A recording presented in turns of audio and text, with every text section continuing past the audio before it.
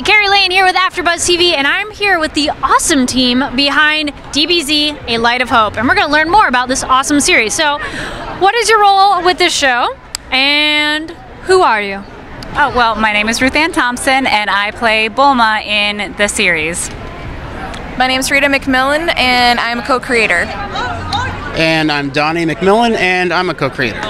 Awesome. Now, it is an animated series. What is it like going to make this, Dragon Ball Z is an animated series, guys. So what's it like to make that a live-action show? Hard. No, it's a massive challenge. It's a lot of fun, but yeah, it's really hard to bring those kind of outrageous characters to life in a realistic way. And while staying true to the character as well. Yeah. It's like a balance, because you have to stay true to the character, true to the story, but also they can't be ridiculous looking or like ridiculous acting. Like Bulma, her character in the anime is always like screaming and like just like so like over the top emotional, and it's just like if you have to look at the core of the character and like who she is and be like, oh, she's actually a scientist, she's super smart, and then just bring those aspects to life. Yeah, that's what's cool. Yeah, like what Rita was saying there is Bulma's such a strong character, and anime tends to be so wacky and crazy, but it was always out of like the goodness of Bulma's heart. She's always like looking out after her men, you know, and she always had good intentions and was always creating all the things that really ever mattered and saved the day in the anime.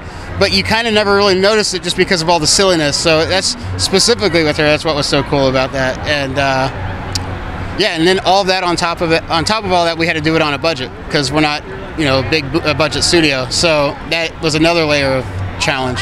So yeah, it was tough. Now, to make an anime character look realistic, what aspects were brought into your costume design, your hair? Because Bulma has some crazy hair. I mean, not that anything's wrong with color hair, but yeah. So actually, Rita is the genius behind the wig that we used for the second episode and third episode. The first episode, we actually did use my real hair and used chalk, hairspray. Was it 3 or 4 bottles of hairspray we ended up using?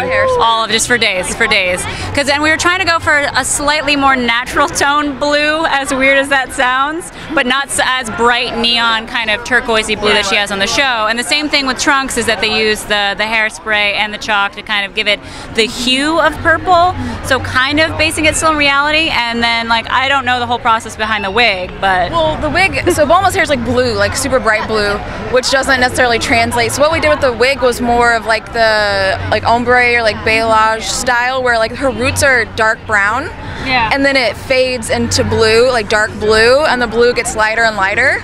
So it kind of gives it like a style and a look. And plus Bulma's like in the anime, she's always super stylish anyways. So it's something that I think works. And then also too, like with the dark roots, you could almost say like, oh well, maybe she dyed it blue, and because like the apocalypse, anyone can make up what it was, but it just looks way more natural.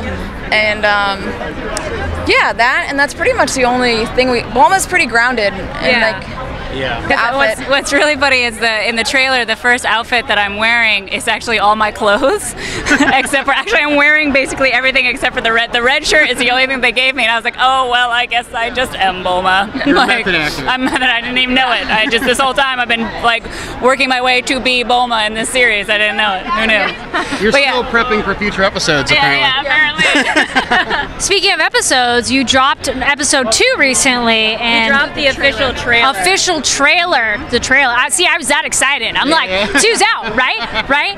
But you have quite a big view count on the trailer. What are those numbers, and how does that feel?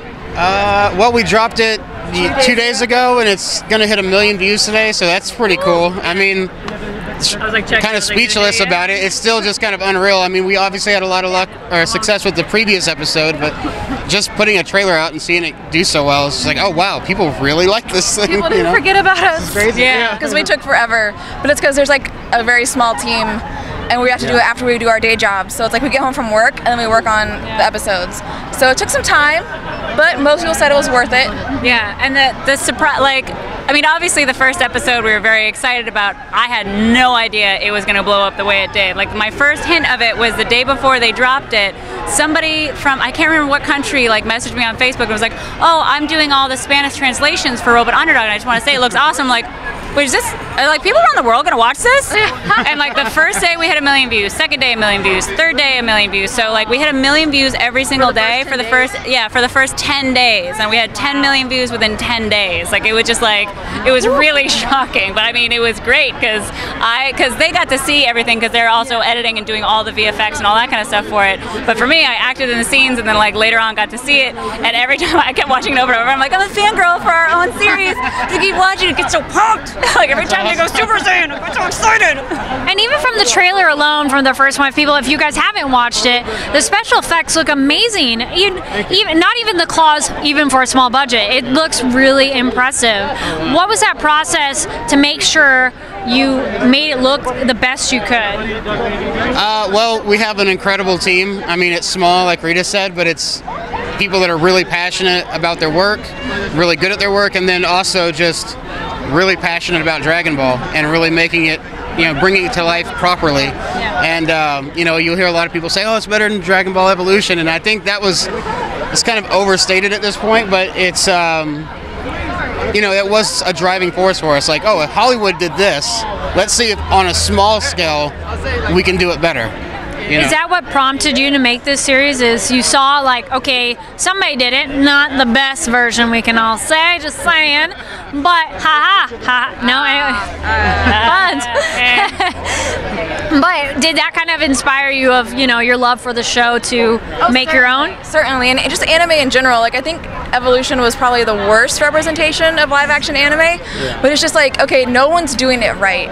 And especially this one, like let's just try to do it and just see, like, is it really like as hard as, like, is it impossible? I think for us, like that was the challenge, was like everyone said it was impossible, and so then like we're the type of people that were like, oh yeah, I want to bet. And then we spent the next like years of our life proving them wrong. Well, no, I mean, in all seriousness, that really was the conversation. When we did start it, it was like there was already so many cool superheroes like Marvel and Batman, like fan films already being done. Like, and real films that have already done those characters so well. We looked and we're like, all right, well, what is there out there that hasn't been done yet that we think we can accomplish? That it hasn't been successful, and that was the hardest thing that we could do. And so I don't know why we thought that was a good idea. It's so hard and so tiring.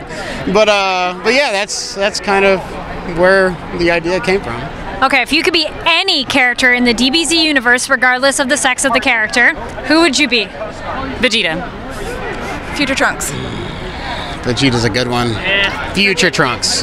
Future Trunks. Yeah. And where can people find you online to know more about you and this awesome series? You can follow me at Ru_Thompson, and I'm basically retweeting everything that they say. This is true. Our YouTube channel's Robot Underdog, or I'm sorry, youtube.com/Robot Underdog 2, and then our Twitter's at Robot Underdog, Instagram at Robot Underdog, and Facebook at Robot Underdog. She just said it. Yeah. That's where we're at. Well, thank you so much, and guys, go watch the trailer, go watch the first episode, because it's a really awesome series, and support people making their own product, because you're fans and you're making it for the fans, which is awesome. So, all right, congrats. thank you. Appreciate it. Thank you. Thanks. Thanks, guys. Thanks for watching.